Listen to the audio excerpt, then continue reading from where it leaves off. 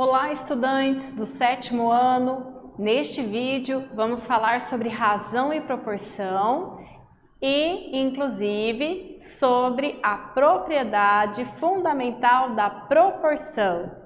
Mas é importante relembrarmos alguns conceitos, como, por exemplo, o conceito de proporção e também como podemos utilizar a propriedade fundamental da proporção em situações problemas, em situações práticas do nosso dia a dia, certo?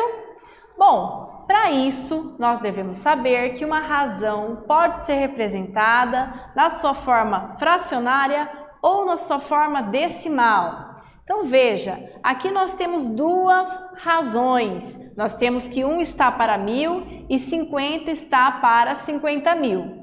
Quando eu transformo essas duas razões na sua forma decimal, eu percebo que o valor decimal ele fica igual.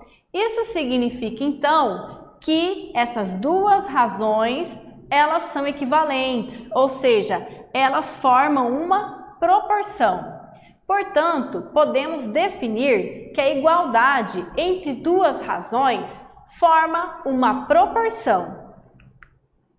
Além disso, nós temos que definir como são os nomes, aprender, a definição dos termos dessa proporção.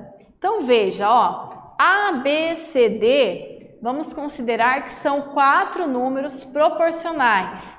Vocês viram que A e D têm uma cor diferente de C e B. Significa que os números A e D, eles são os extremos da minha proporção.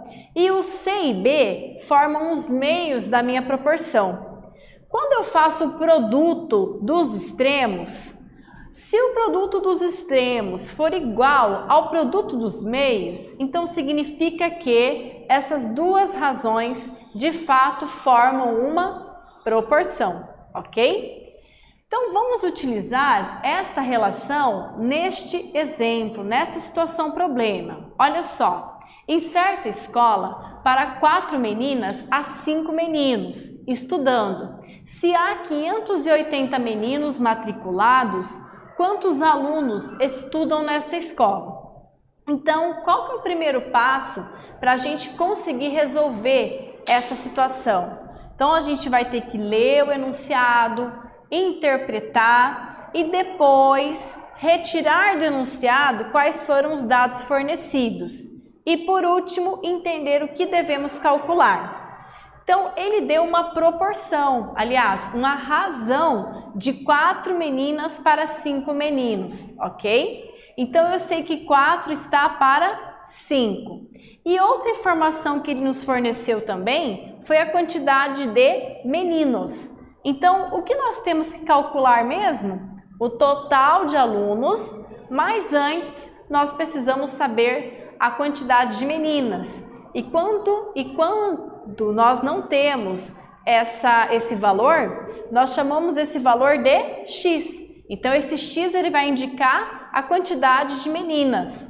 Então, significa que 4, 5, X e 580 formam uma proporção. Então, colocando esses valores em forma de proporção, nós vamos fazer a multiplicação dos extremos e a multiplicação dos meios. Olha só, 5x é igual a 4 vezes 580. Encontrando o valor de x, eu tenho que o nosso x vale 464. Então, eu tenho 464 meninas.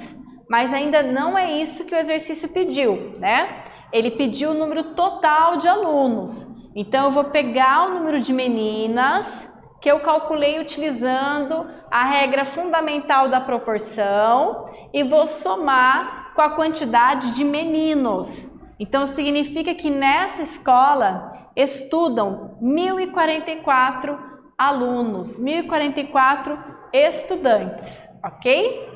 Neste vídeo, nós falamos sobre razão e proporção, especialmente sobre a propriedade fundamental da proporção. Eu espero que vocês tenham gostado e até breve!